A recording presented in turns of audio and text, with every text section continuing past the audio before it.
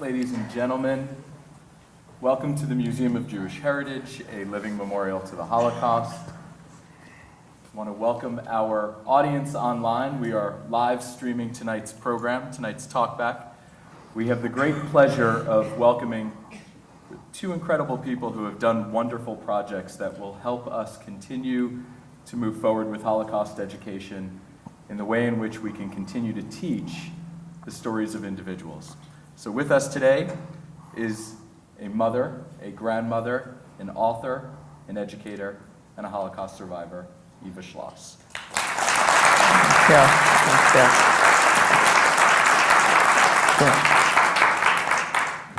And we are joined by a mother and a documentarian, Davina Pardo, who has created a wonderful film. For those of you who are here in Edmund J. Safra Hall, you've had the opportunity to see 116 cameras.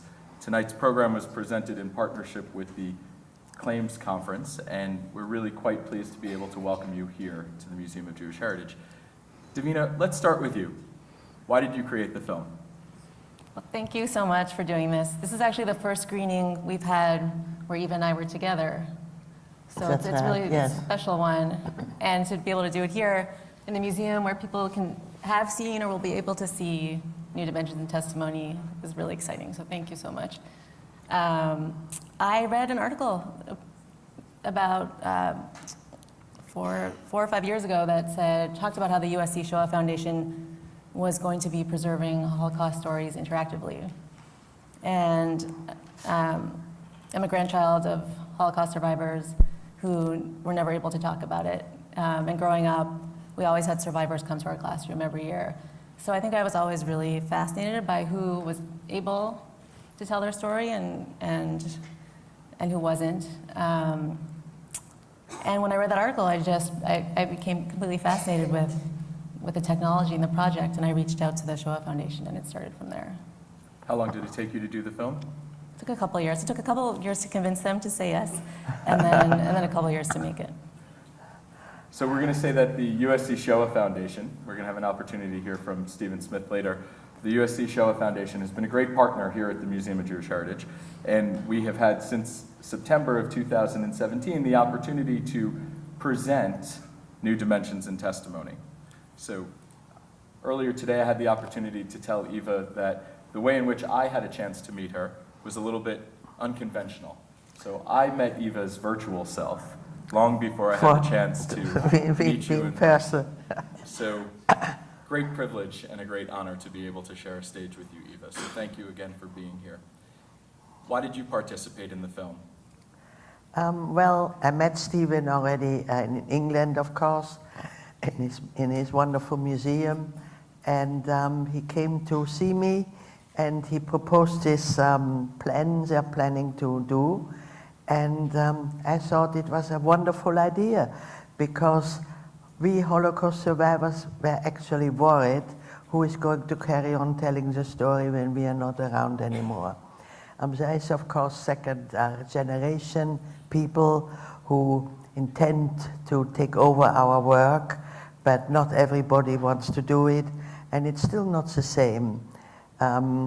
It's second-hand stories, but so I was very enthusiastic about it, and he showed me an example what he had already done, and I thought, well, I can cope with it, and I was able to do it. For those of you who have seen New Dimensions and Testimony and have had the chance to talk to Eva, you can tell that the experience of getting to hear her story is really quite remarkable and wonderful. Can you tell everybody what it was like for you the first time you got to experience yourself virtually? Well, I went there actually when there was a school class there, and they had asked questions before, and then I came in and they looked, double. They were a bit surprised that I turned up, and then they said, well, ask yourself a question, and which I did, and I know that many children, but adults as well, are always very, very keen to see my tattoo. But very often they think I might be embarrassed which some people are, and so they don't really dare to ask it. But to ask the not real me, they can do. So that is what I ask myself, can you show me your tattoo? And I answered, sure, yes, you want to see it? And I opened my football sleeve up and I showed it. And so, you know, this was, well, I thought it was quite a funny experience because I know my number too well. So, So Davina, you've seen the film obviously multiple times. You had a chance to be here that day when Eva got to experience herself. What was that experience like for you? It was amazing, and you know, in a way, I wish it could have been part of the film. I finished the film long before New Dimensions and Testimony, or before Eva's exhibit was ready to be filmed. But in a way, when I started, I always imagined that would be the end of the film, that you would see people interacting with the exhibit. So it's been really exciting to come, and I've been here several times now, to come and see people interact, including, you know, my kids, my husband, and strangers, and then to see Eva was pretty remarkable. So now you have her on stage. How about you ask her a question? Well, I was amazed today. Eva spoke earlier, and I know you had 25 minutes to speak at a luncheon. And when we spoke yesterday, I said, do you know what you're going to say? And you said, well, you know, I'm not sure yet. And then you went up and delivered this perfect 25 minutes. It was like this perfect narrative arc.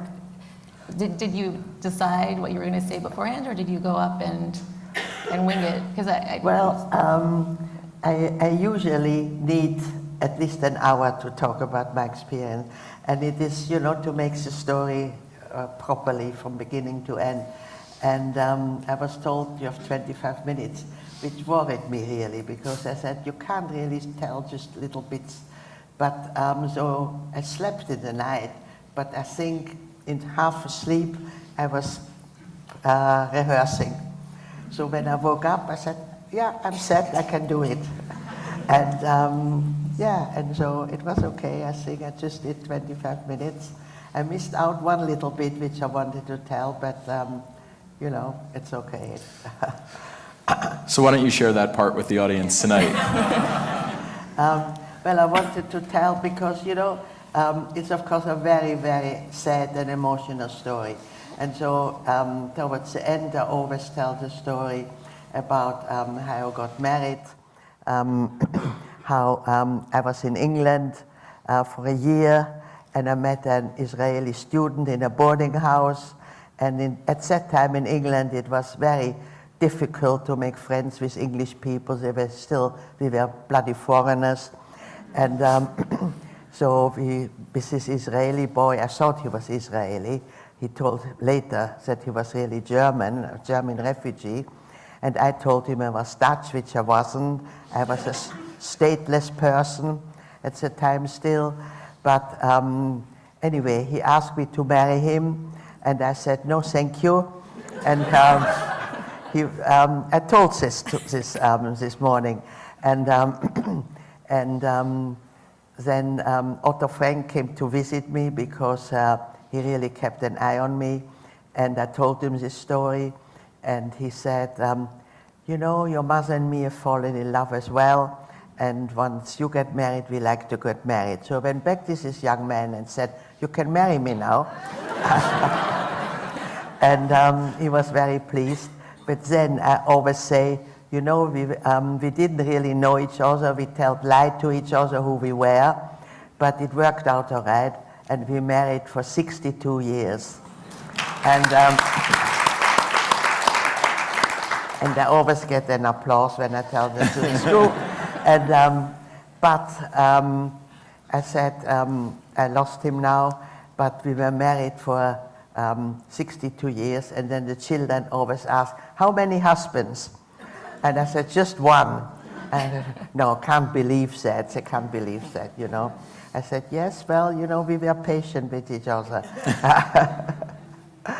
And, you know, and this, I missed out that I tell that we were married for 62 years. So you're a survivor of Auschwitz. Yeah. You have how many children and how many grandchildren? Well, you saw some on the picture. but that was, of course, earlier. That was an old picture. 3 daughters and 5 grandchildren, 2 boys and 3 girls. I really wanted a bigger family, a football team. But unfortunately, you know, health-wise, the time in the camp, actually, I suffered all kind of nervous things, like colitis. And so the doctors advised me definitely not to risk having more children. So 3 was actually our limit. And yeah, I'm still sorry about that, but on the other hand, children they're lovely, but they're problems as well.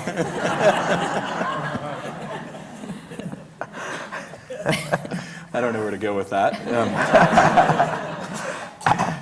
Davina, what was it like for you getting to know Eva as you were filming? And then now, since the film has come out, there's been a lot of contact. So what's that? Yeah, it's been sort of a process, because when we started, we really didn't know each other. Not at all. Not at all. And that's pretty unusual for making a documentary. Usually you have a relationship with the person you're filming, or you at least start to build that. But we started filming the day Eva came to LA, or maybe the next day, to film for New Dimensions and Testimony. And you know, there was so much happening. She was there for another reason. So I was sort of behind the scenes filming along with 116 cameras. And we would chat a bit between our breaks. Much more than you've shown in the film. Right. So we were together really the whole day, from morning early till late in the evening. We shared everything, Right. all our experience. Right, so Eva was asked over 1,000 questions over 5 days. And I filmed all of it, so it was maybe 35 hours or so. And yeah, you can imagine, I mean, there's almost all of it has not been included. So there's so much more you can experience through New Dimensions. But yeah, so we started to get to know each other at that time. But really, I mean, I feel like we really got to know each other better when I came to London and filmed you at home. Yeah. And then we've seen each other a few times in New York, so it's, I feel like. And then we had an excitement that we were nearly nominated for an Oscar, but it just didn't quite happen. Yes. So we had the So roller we worked coaster a ride lot together. to promote the film and things. Well, nearly nominated is still a wonderful accomplishment. So congratulations. Yeah. And for me, it was, of course, wonderful as well that I was able to bring my granddaughter, that she was able to come with me. And that made us actually much closer because, of course, he knew the story. But to go through with me through all this, that made her realize really much more what my life was about. Was the experience filming for New Dimensions and Testimony, was that an emotional experience for you? Oh, very much so, very much so. Because I had to, at that time I spoke already a lot to all different groups, but this was really more systematic, and you had to think about it before you answered, and it was a very, very emotional process, really. Davina, as the grandchild of survivors, as from a personal perspective, what has this project meant to you? Well, my grandparents, who were on that side of the family, died many years ago. So it's meant a lot for me to be able to spend time with Eva and to listen to her story in such depth. Over those 5 days, 8 hours a day, it's so rare that you get to hear someone's experience at that level of detail. So, that means so much. And then to know that, my kids who are here will have a deeper connection to stories like Eva's because of the way these stories are being preserved. Were Means both so your much. grandparents survivors? Both? On my mother's side. On your mother's side. And they never told you anything? And you didn't ask? One time I found a box of photos, and I opened it up and found some old photos of their family. And they came to Canada, but everyone in their family had died. And my grandmother just grabbed it away and wasn't discussed. So it is a difficult problem actually, because the children do want to know, actually, they want to know, but we don't want to burden them. And then with my daughter, my youngest daughter, she still resents it that I didn't tell her. And I said to her, well, if you really wanted to know, why didn't you ask? Or she said, oh no, that I couldn't do. So I said, well, I couldn't tell you. But it is something, you know, which it kind of made a rift between us, unfortunately. Because I feel I wasn't honest, not telling who I really was. But I feel if she really wanted to know, she should have had the courage to ask. So, but she didn't want to really know, you see, that is, well, and I've heard that very often when I speak, very often people come to me and they said, oh, I wish that my mother or my father would talk to me about it. So and I always advise them, if they're still alive, I said, then just go and ask them, and I'm sure they will tell you. But, you know, this is very difficult to ask from a parent, what a terrible life did you have. You spent the better part of a week filming 1,500 questions, roughly 1,500 questions. Was there a question that they did not ask that you wish they did? I'm sure there's still many more things which one we could ask many more things, but of course I don't know exactly what I would like to have. Now I wouldn't.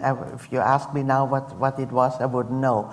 But I'm sure at the time I thought, well, I could still answer this or that or so, you know, because you know I was 9 months in the camp, and every day, so basically it was the same, but nevertheless there were a lot of incidences which were, well, some were more horrible than others, which haven't been asked. You can't really ask everything. For instance, what I think would be interesting, I don't think it has been asked, but perhaps it has never been asked now again. You know, we got in the evening, we got our food ration, which was a big chunk of bread, and nothing the whole day, the next day. So a lot of people thought, well, I want to keep half of it for the next day, which we started to do, but there was nowhere where you could keep it.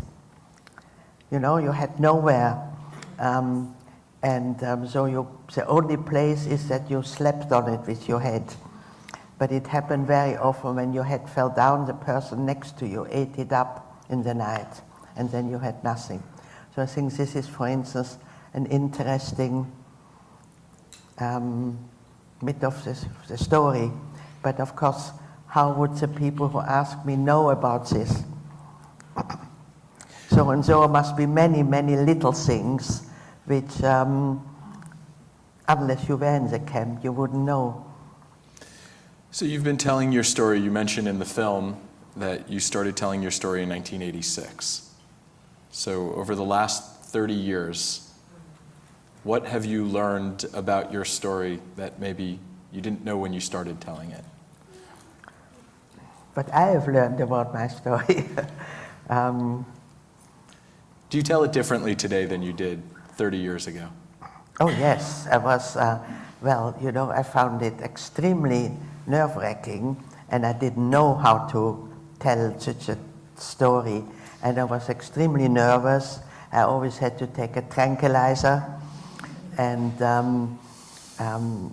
at first actually I asked my husband to write a speech, and I don't read very well English, so at that time anyway, and so I read it very badly, stuttering and stammering and stopping, and though I don't think it was very successful, but there were not, at that time, there were not many people who did talk about it, so I was still asked always to do it, and of course I started to improve, but I didn't really like how my husband put it. You know, he was not in a camp, so he had his own story, and so eventually I found my own voice, and it's with notes first, but now, like you have seen today, I speak freely. I find this the most effective and the easiest for me anyway. So I think we might open it up to the audience, because one of the things we're going to get a chance to do a little bit later is have people go upstairs and see virtual Eva and maybe ask some questions as well. But before we do that, let's open it up to the audience. We're going to have someone passing around a mic. It's very much interesting the whole very difficult process that you described for the survivors coming back into a quote-unquote more or less normal society. And I was curious in particular how Otto Frank and your mother came together. What was the sort of cultural sensibility of survivors at the time that made that happen? Could you perhaps... So the question was, when Otto Frank and your mother came together, the cultural sensitivity of those two survivors connecting. If you could talk a little bit about that experience. How they came together, or Yes. how it affected me? How they came together, and then we could go into how it affected you. Yeah, well, of course. Both were lonely. Both really needed help with sorting out their life. And so Otto came very often to our house. He talked to me a lot. I was a very difficult teenager. I was depressed. I was stubborn. I didn't want to help in the household at all. And it was difficult, and full of hatred. And he, who had lost really everything, he was 57 at the time when he came back from the camp, and he had really nothing. He always said, the only thing I have is the clothes I've got on my body. And, but he didn't have any grain of hatred. And I said, but you must hate the Germans. He said, no, I'm a German myself, and I love the culture. His family has been in Germany for generations. He loved the music, the literature, and he said, I'm through and through a German, so how can I hate my people? But I said, but they killed your family. I said, yeah, but not all the Germans. And I couldn't get that at all. And he said, if you go through hating people through your life, you will be the miserable person. The people you hate, they don't suffer, but you will suffer. And that was, of course, true. And so he helped me, helped my mother as well. And they started to go out together to form the new liberal synagogue in Amsterdam. And my mother looked up for lectures, which she invited Otto to come. And when he started to publish a diary, he asked for my mother, who should he ask for a German translation? And so, you know, they helped each other. And, but I never suspected that that was more than just superficial friendship.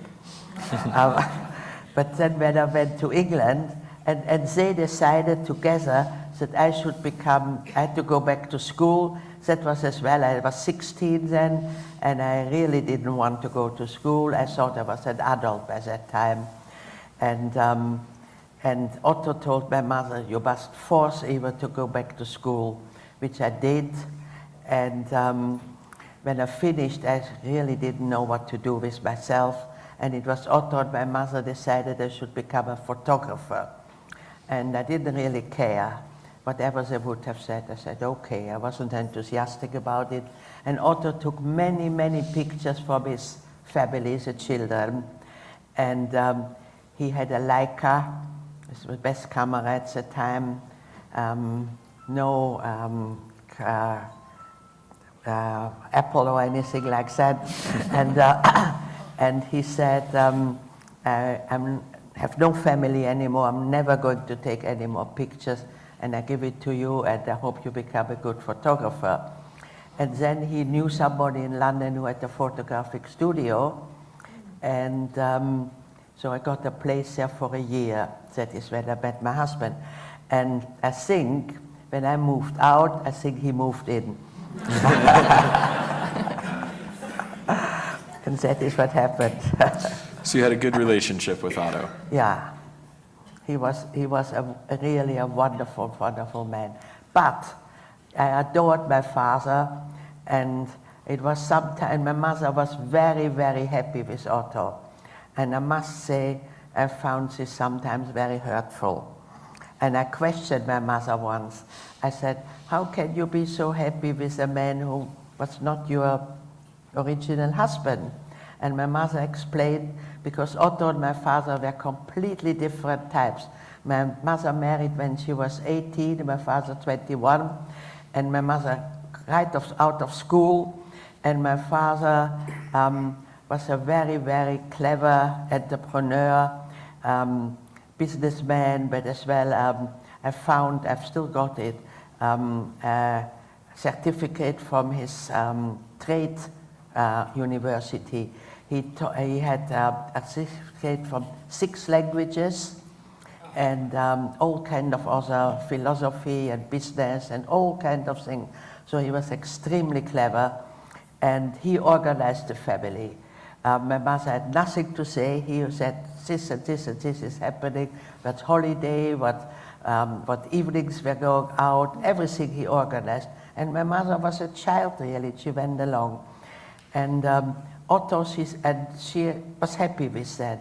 But through the war, she had grown, she had matured, of course, immensely. And with Otto, it was a completely different, they shared everything. They were inseparable. Otto wouldn't write a line in a letter without my mother approving of it. When Otto had a court case in New York, usually they went everywhere together, but the court case in New York, he went by himself, and he wrote every day a typewritten 2-page letter with exactly what he was doing. And my mother wrote back, I have those letters, can't you get into more details? He told her what he was eating for breakfast, at what time he was meeting this one and what meeting, and it was not enough for my mother. So, and she said, you know, when I was young, the life with your father was exciting, was wonderful, but now that I've gone through so much with Otto, it's much more tranquil, and it's ideal. And I understood that.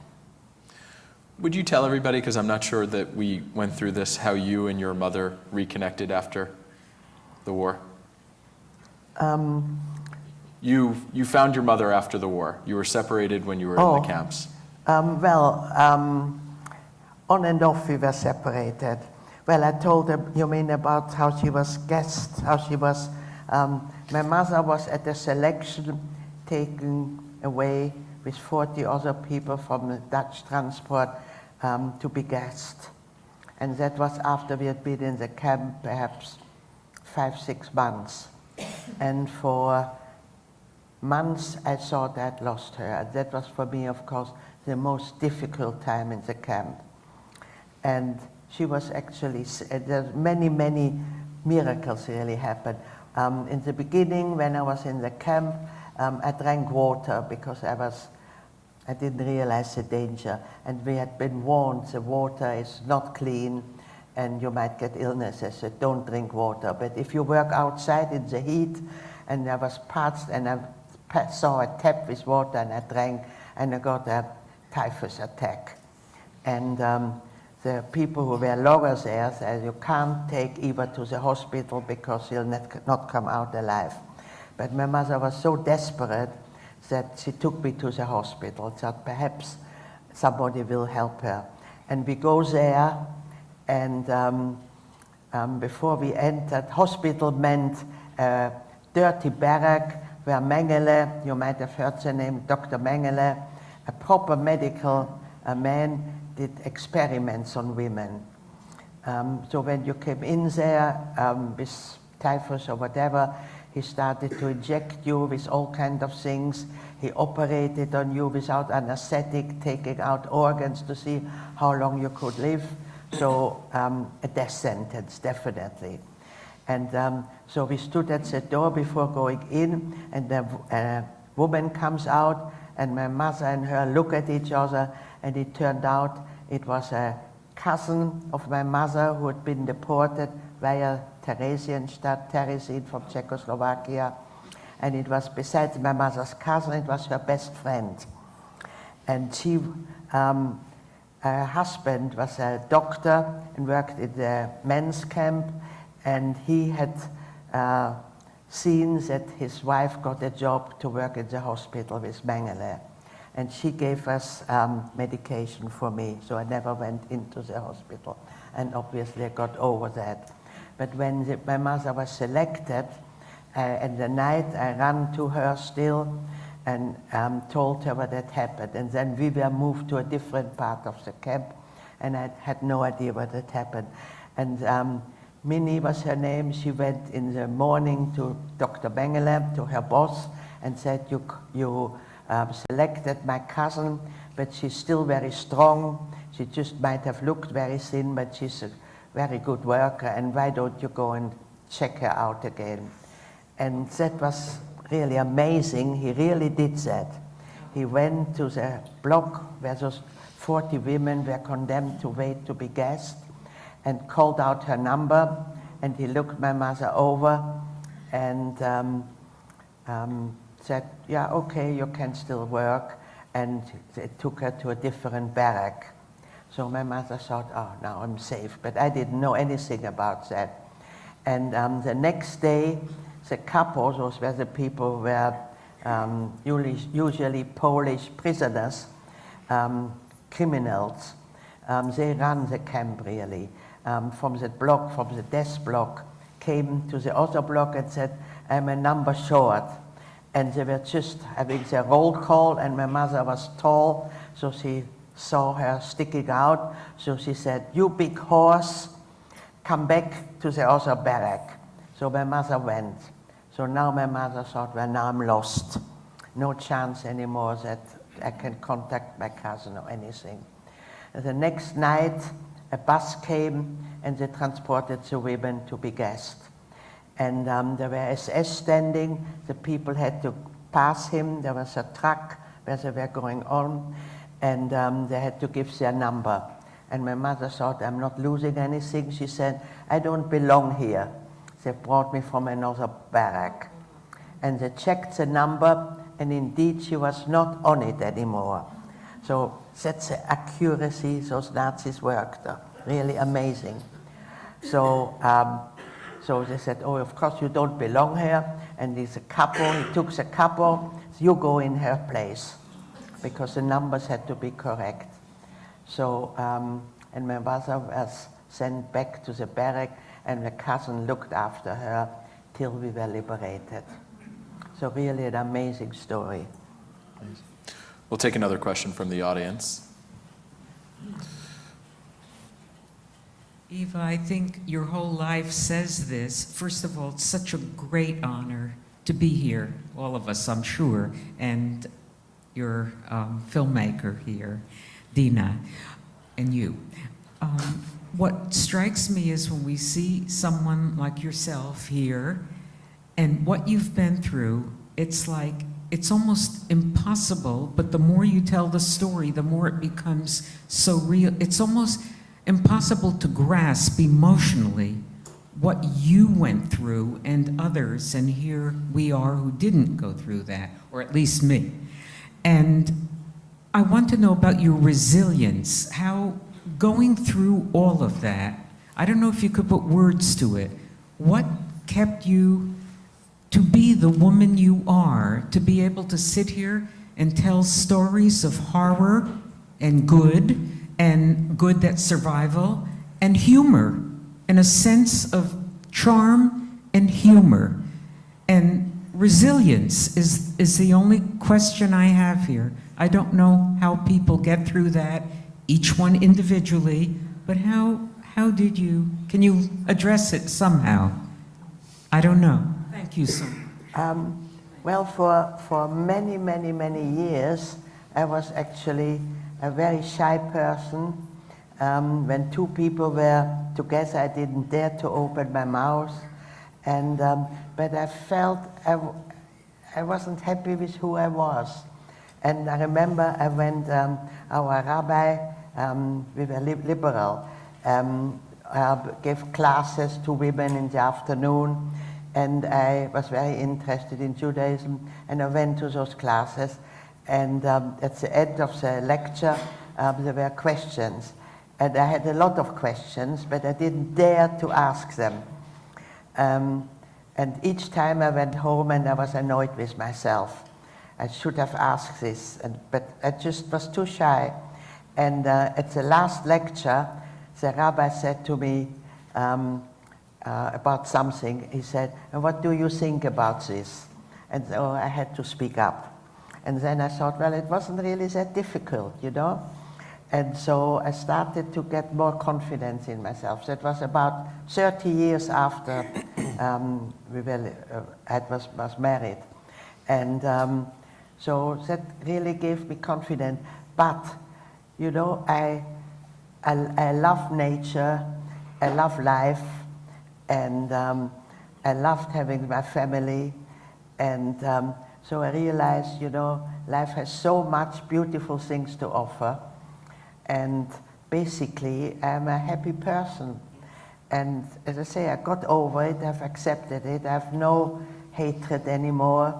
I have forgiven the Nazis, that's another story, perhaps we have time to tell you that. But not, of course, the Nazis who, the leaders who sat together in the Wannsee conference to plan how to get rid of 6 million Jewish people. Those were really criminals. For those I have definitely no forgiveness. But the German population as such, I have no hatred. And once you have no hatred but love for people, you know, you are happy. And so I have many, since I traveled for 30 years already through America, I have wonderful friends here. I've been in Australia, I've been in China, I've been in Japan, and everywhere I've met wonderful, wonderful people. And you know, as I say, I've had the chance to travel and I've seen beautiful spots in the world. I think we are very, very blessed with a beautiful universe. And I can't understand that so many young people are miserable and full of hatred. And you know, I think this is really a big shame, because if you see the good side in life, you can be happy and you wouldn't commit crimes. We have in England a lot of, nearly every day a young person we have no guns but knife crimes, is stabbed to death through hatred. And I think this is something really terrible. And here in America too, with the guns, in that school in Florida where I spoke there actually once. And you know, I mean, the children should go to school and be afraid for their lives. I mean, this is terrible. So I hope, and in general, you know, that we are afraid of perhaps another war. That is something, I don't think I could face another war. Thank you so much.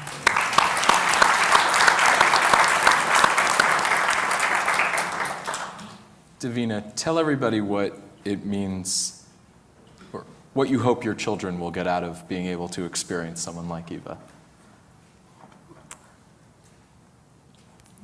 Well, I mean, for me, when I was a kid, history was so recent. I was talking about this with someone earlier. It was 30 years in the past when we were kids, and for them, I think it feels like real distant history. So, I mean, the hope is that through this kind of personal connection, whether it's in person or through technology or through reading a book or just, engaging with history is so important. So that's my hope for them and for everybody else's children too, of course. We're going to take one last question from the audience. We're going to, gentleman in the middle.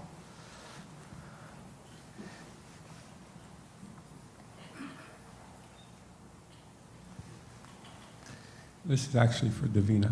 I happen to be a documentary filmmaker, as well as I helped develop the New York City School Board of Education website back in the day. And I love your interactive format that you've done with the questions. And are you have any thoughts about using that for education, making that open to the public? Where are you going with that? So I should clarify. I'm a filmmaker who followed Eva as she was being interviewed for New Dimensions in Testimony, and New Dimensions in Testimony is a project of the USC Shoah Foundation. And they're in the best position to answer, and actually, I mean, I don't know if they can do it if there's a way to get a microphone over to I think we Stephen can or get a Heather. microphone over to They can Steve. answer that best.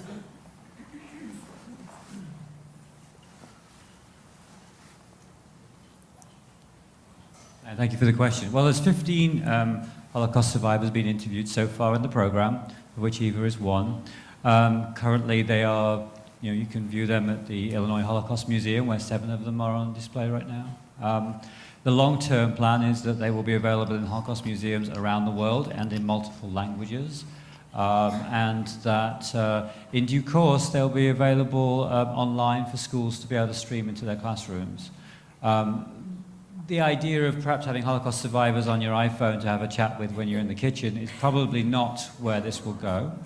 But the idea that it's available wherever there is education about the Holocaust being formally taught in a structured way with support is. And so in a museum like here, where you've got that beautiful display upstairs that some of you might have already seen, you can imagine in years to come that around the country and around the world, visitors will be able to go in and have that sort of deep and immersive experience, but also that school teachers will be able to access this wonderful array of questions and answers, which for students, is important because they can use their own curiosity to learn and to inquire, as I think Eva has witnessed hundreds and hundreds of times in classrooms and lecture halls around the world where she's taught, that the questions and the curiosity are not really often about, was it the 13th or 14th of May that you were deported?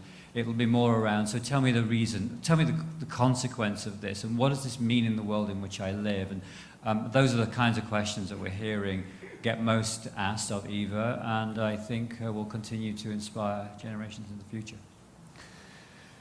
So Eva, will you, on a parting message to our live stream audience, what's the legacy you want to leave? Well, I hope that through learning, and this is it's the idea through learning from history, the past, that history won't be repeated. Unfortunately, it hasn't happened yet. History does repeat itself. But I hope that eventually we will come to our senses and stop wars and stop prejudice, and we'll all live in harmony together. That is really my wish for the future. Well, wishes are not always accommodated, but I never give up hope for that. And this is what we really have to try to work towards the aim of having a harmonious world for everybody. Thank you.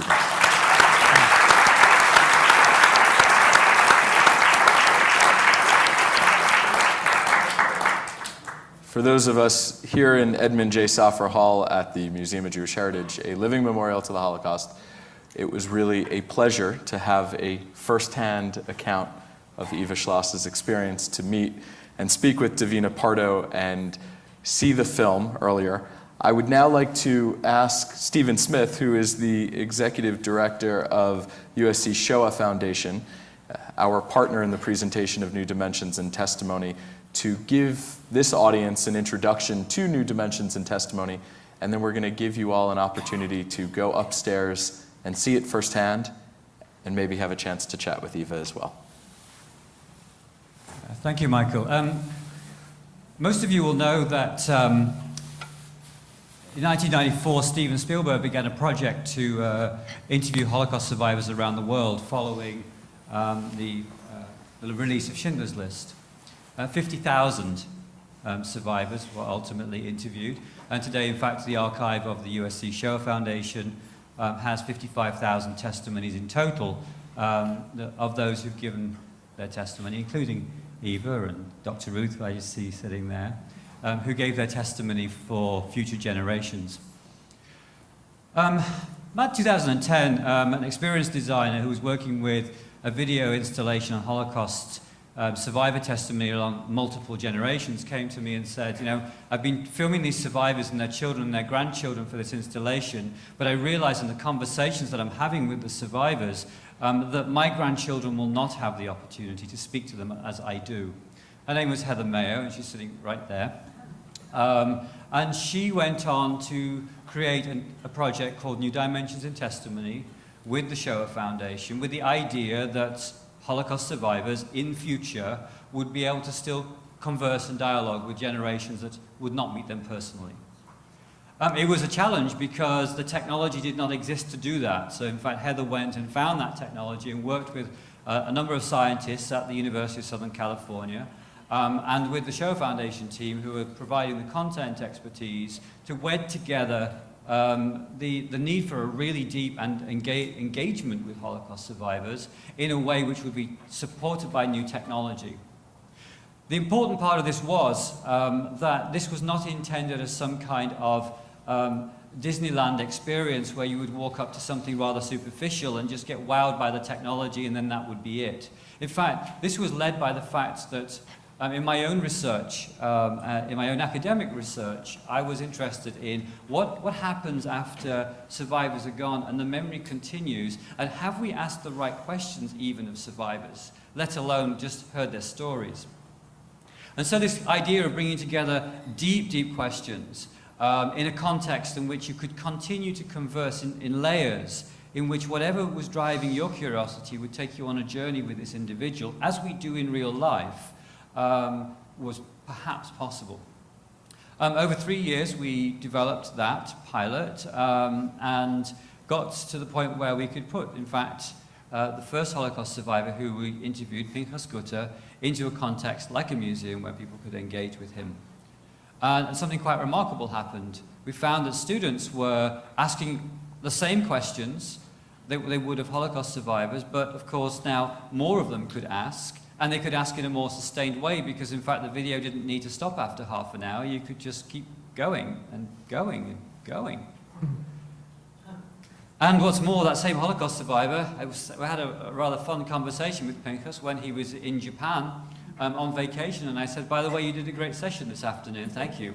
The students really appreciated it. We found that actually he could be delivering his lecture and having Q&A with students in 10 places at once. But then this week something happened that we knew would happen one day. 15 Holocaust survivors have given their testimonies in this format.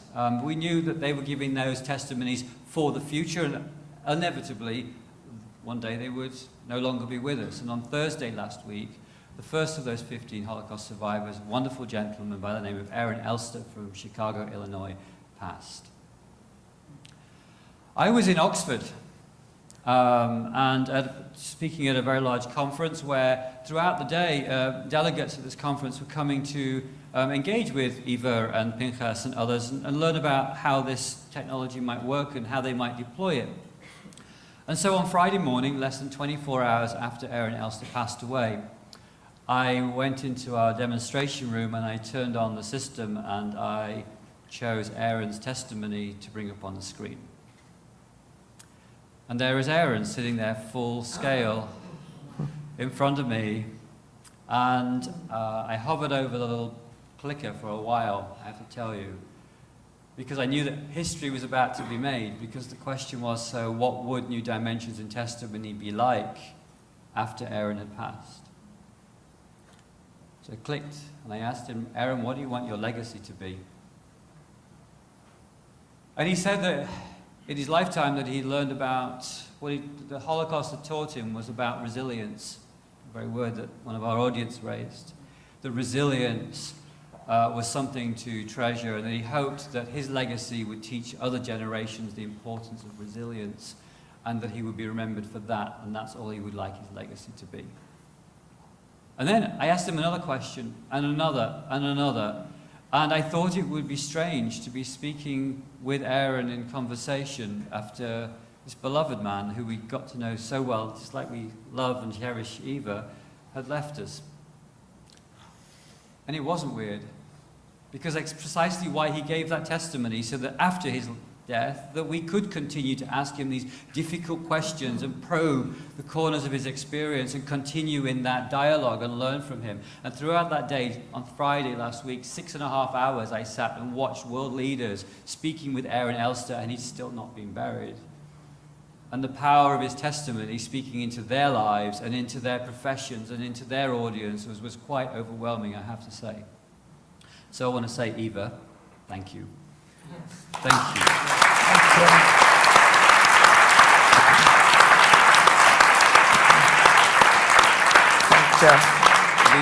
We will treasure every word. We will listen to generations to come. And we know that what you have done and what you have shared with us is not only for us here today, but for generations that are yet to come. And for that, I also want to thank you, Michael, for the opportunity to work with this wonderful museum and your audiences, knowing that you treasure this in exactly the same way as we do.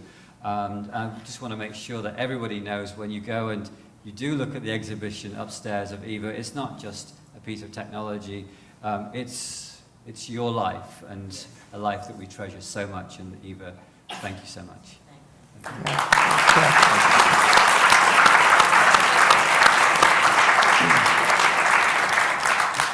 Thank you for being here tonight at the Museum of Jewish Heritage. Our galleries on the 3rd floor are open. If you'd like to go up and experience new dimensions in testimony, this is a great opportunity to do so. You can meet and speak to Eva. You can meet and speak to Pinchas Gutter. And we welcome you to come back and experience the museum. Thank you so much.